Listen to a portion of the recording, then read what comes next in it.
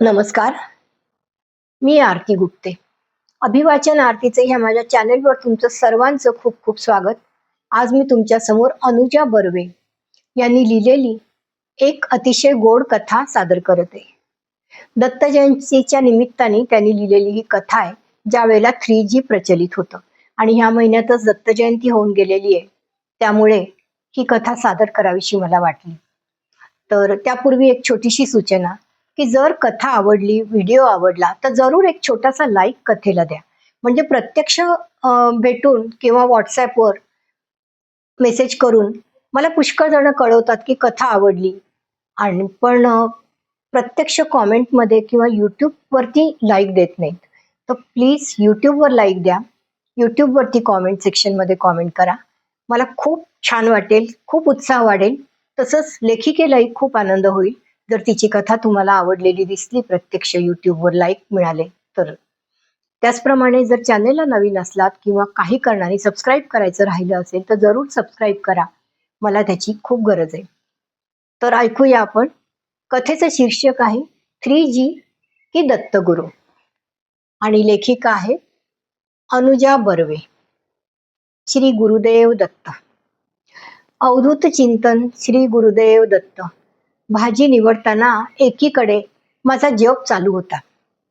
इतक्यात माझ्या नातवाचा म्हणजे रोहिणचा प्रश्न आलाच.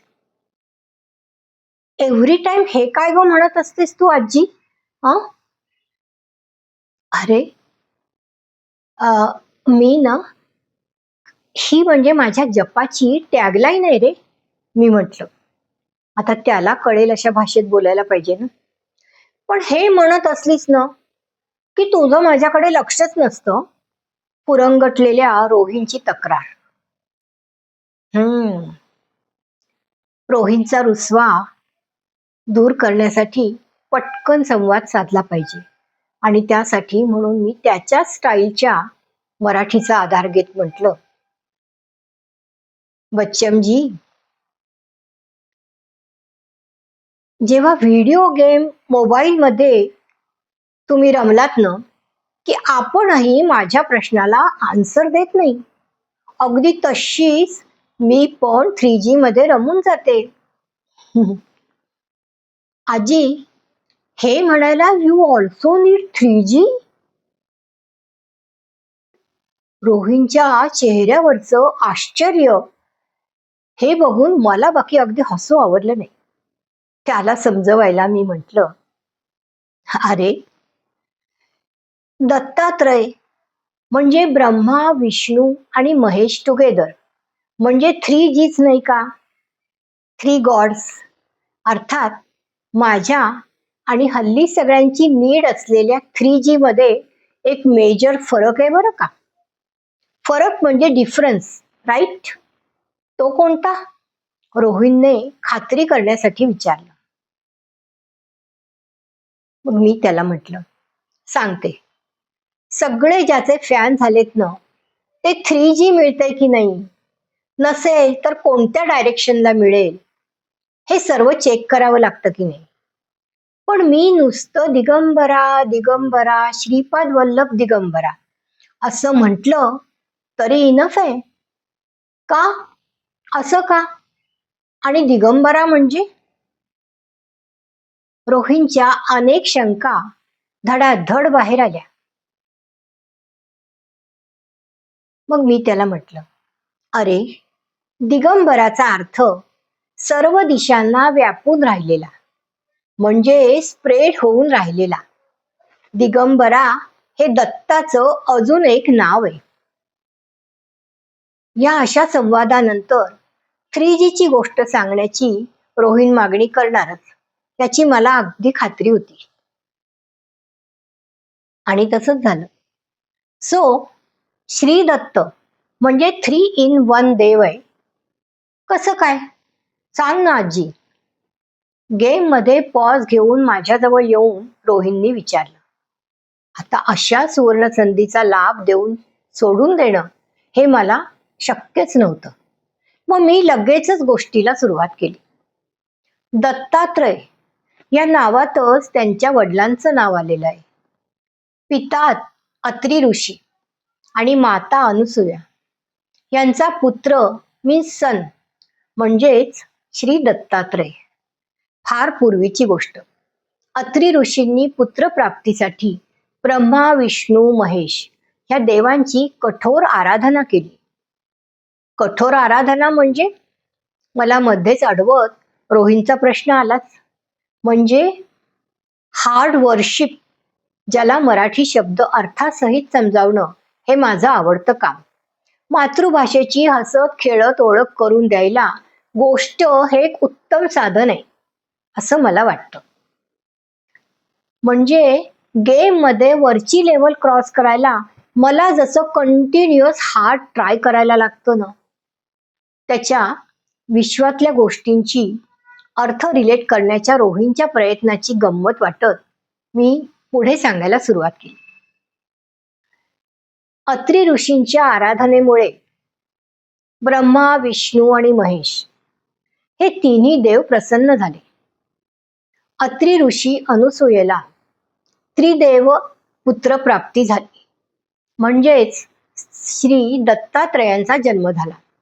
दत्त जयंतीच्या दिवशी त्रिगुणात्मक त्रयमूर्ती दत्त हा जाणा ही आरती आपण म्हटलेली आठवते. मला मध्येच थांबवत रोहिणची प्रतिक्रिया आली. आरतीमध्ये त्रयमूर्ती का म्हटलंय ते आता मला अगदी करेक्ट समजले आजी. पण दत्ताच्या तसबिरीमध्ये गाय, कुत्रे एक्सेट्रा का असतात आजी? खर तर त्याच्या तोंडून तसबीर हा शब्द ऐकून मला अगदी गहिवरून आलं. माझे मराठी प्रयत्न रुचताना पाहून छान वाटत होतं.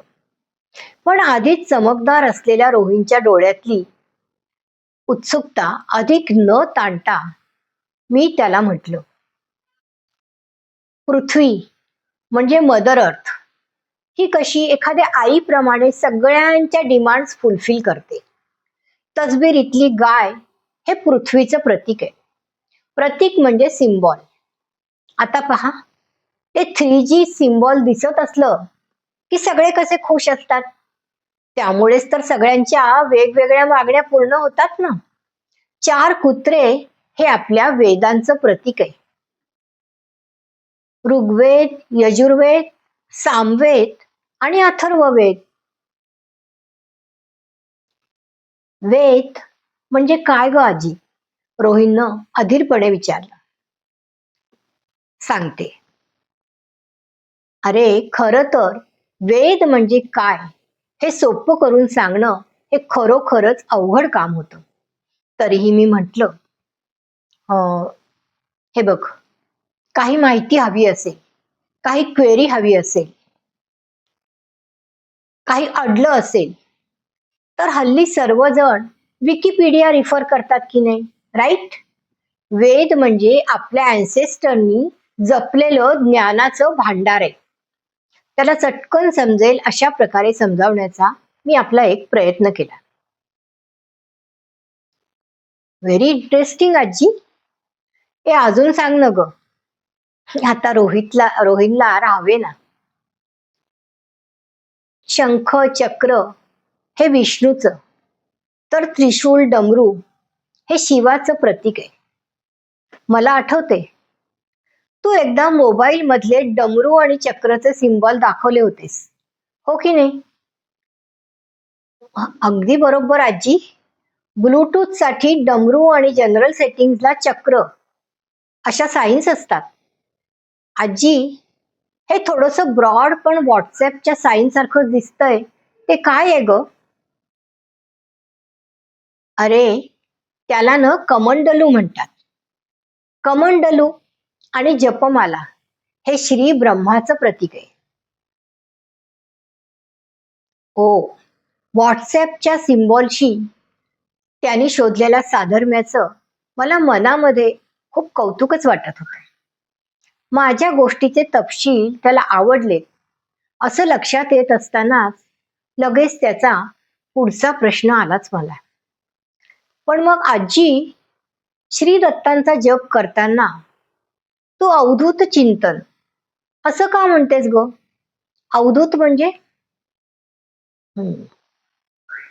अरे अवधूत हेही श्री दत्ताचंच नाव आहे. ह्या नावाचं मीनिंग आहे नेहमी आनंदात वर्तमानात राहणारा. म्हणून तर मी म्हटलं की ही माझ्या जपाची टॅगलाईन आहे, नेहमी आनंदात ठेवणारी. पहा, आजकाल 3Gचा टॅग स्पष्ट असेल तर असतात की नाही सगळे आनंदात आणि अपडेटेड.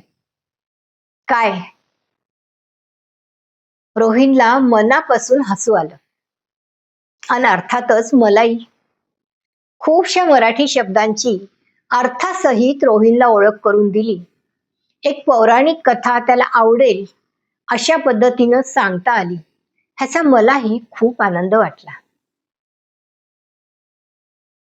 सध्याच्या AI च्या जमान्यात मी रोहिणला माझ्या 3Gशी कनेक्ट करू शकले. आणखी काय हवंय माझ्यासारख्या आजीला?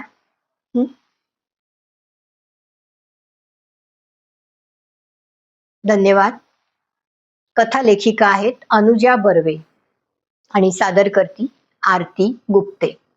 दत्त जयंतीच्या निमित्ताने रोहिण आजीच्या संवादाची हे एक पुनस्मरण. धन्यवाद.